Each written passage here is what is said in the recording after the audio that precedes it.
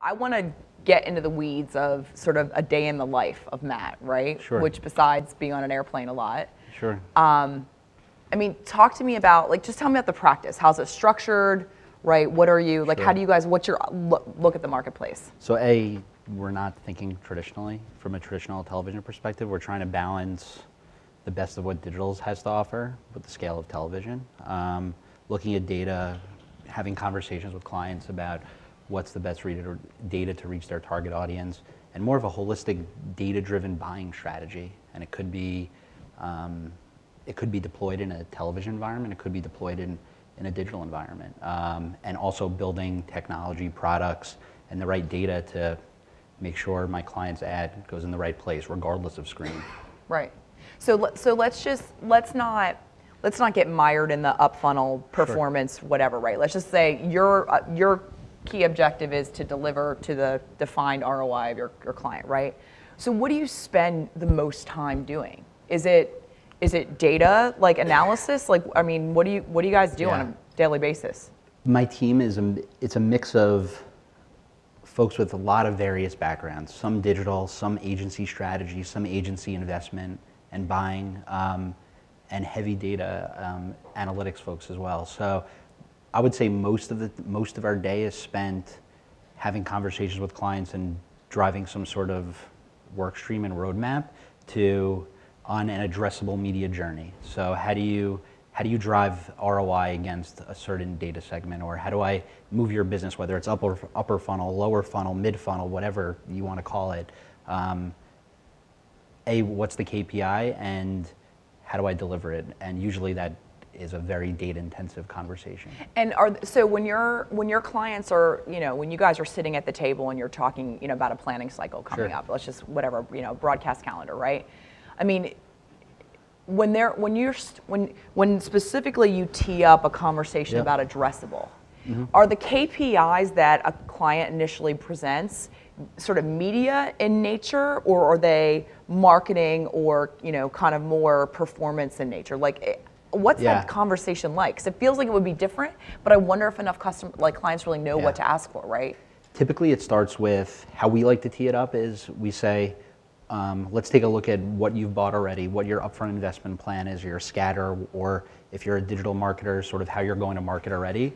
And the first question we say is what audience is either being underserved or overserved. So we do a really deep analysis on that plan, and we define what's being underserved and overserved. Sometimes an underserved audience is a light TV viewer. Sometimes an underserved audience is your best customer. For our auto clients, it's an in-market shopper. Or there might be somebody that's being overserved. Maybe we're reaching the heavy TV viewer, the heaviest quintiles of TV viewership. We're reaching those segments way too much. So I think that's where it starts, and then we'll get into the tactical execution of, okay, then what's the best media to drive that, whether it's addressable television, whether it's what we call audience buying, or what the industry refers to as programmatic TV, whether it's just you might have a really deep targeted digital video strategy that you want to extend to addressable television. So, but it always serves with that underserved, overserved conversation. I think, and to that point, I think the best example of that is a beer marketer. 5 years ago, it was very easy to reach a beer drinker. You could buy Comedy Central, ESPN, a couple sports networks, late night television. You'd be doing a pretty good job, and maybe some digital video. You'd be doing a pretty good job at reaching the beer marketer customer. Now with fragmentation in media and the data that we have available and the technology that we're building and have built that's available, you can reach that, you can know exactly how much of that audience you're not reaching and how you use data and all of these advanced television tactics, advanced video tactics to reach that customer. So let's talk, okay, so we had the plan, now let's execute, right? So what tools are you using that are different today, right? Because you're not a trading desk, there's like you sort of had the relationship within the family, the holding company, but when you actually go out and you transact and you buy media, how's that different today than it was, 2 years ago? Sure. So we built a lot of data tools. We have a data stack called the AMP, Audience Measurement Platform, that we do deep analysis on how to reach your best customer, how to reach our clients' best customers, how to take a look at their upfront plan and see what's missing, what's doing well, and what's not. And then we've also taken We have a product team in San Francisco who works day and night evaluating advertising technology, building advertising technology. So we have a lot of tools at our disposal from a technology standpoint and from a data standpoint to do things differently, take a deeper look at audiences and access inventory in different ways. So what I was trying to get at is, does addressability, do you see it occurring anywhere else other than at the time of the ad call? Yeah, I think if you take a... Because that's where, I mean, that's where you're in the most control, right? Which is why you guys are deploying technology and platforms. You have a proprietary data stack. Sure. That's your value prop. Is there another place that also... There's always a reason why we bought what we bought, clearly. Right. And that's through audience measurement and taking a look at a media plan and seeing taking a look at a client's KPI and seeing what's the best way for me to reach that KPI. So the ad call is just the product of that deep audience analysis, or what our system's telling us is where this ad should be placed. How does the upfronts change?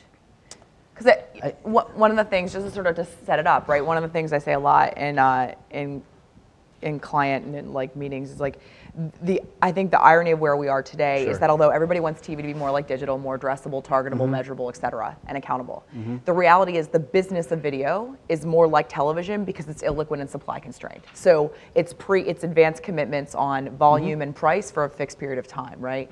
So how does that change? How does business change now that more and more is moving in an upfront like model?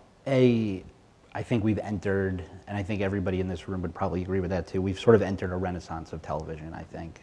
We've been on a journey for a long time where now TV is going to be empowered with better data and technology than ever before. And I think we're on the beginning steps of that journey. But I do think the upfront's not going away. The upfront won't die. It might take on a different role. I think audience buying in the context of a greater upfront is important and will continue to grow over time. I think it's no argument that we could, will audience buying replace the upfront? I don't know.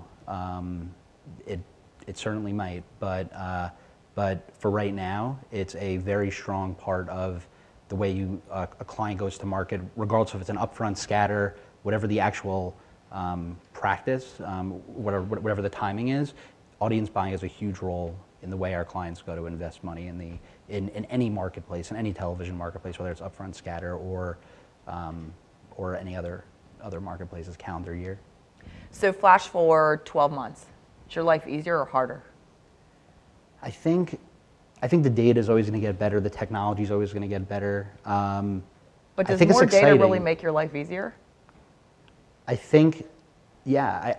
Frankly, I think we're at a point in time almost where addressable television, I know Tracy said this earlier, addressable television, we're not in our infancy anymore. Advanced TV, programmatic television, whatever you want to call it, we're not in its infancy anymore. The data has to get better.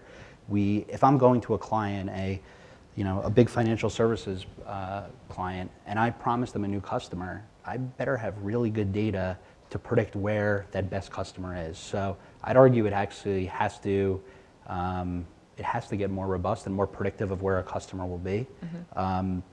So I think it's going to get easier, more exciting, and there might be pain points along the way, but I think overall it's an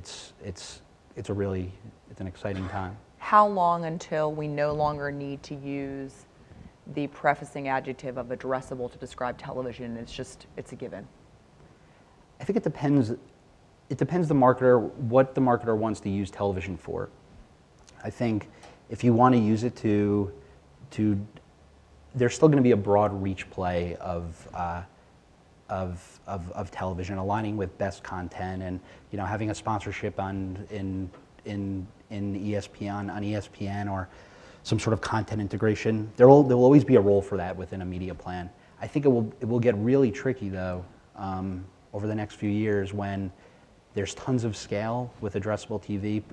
Audience buying has a ton of scale. Addressable TV, I think, has kind of reached its tipping point of scale, where you could buy addressable television and programmatic television at 100 million homes. It's going to get really tricky for a marketer to say, okay, how much money do I put in addressable video or addressable television versus a content-based approach? So I think right now we tell our clients, think about it as content, your content piece of your video or television buying, your audience piece of the buy. It's going to get really tricky at some point to figure out how you balance each of that. Right. And we'll be able to use tools and technology to manage that, and that's where I think this all gets really exciting. Awesome. Thanks, Matt. I love your optimism. Thank you. Cheers. Thanks.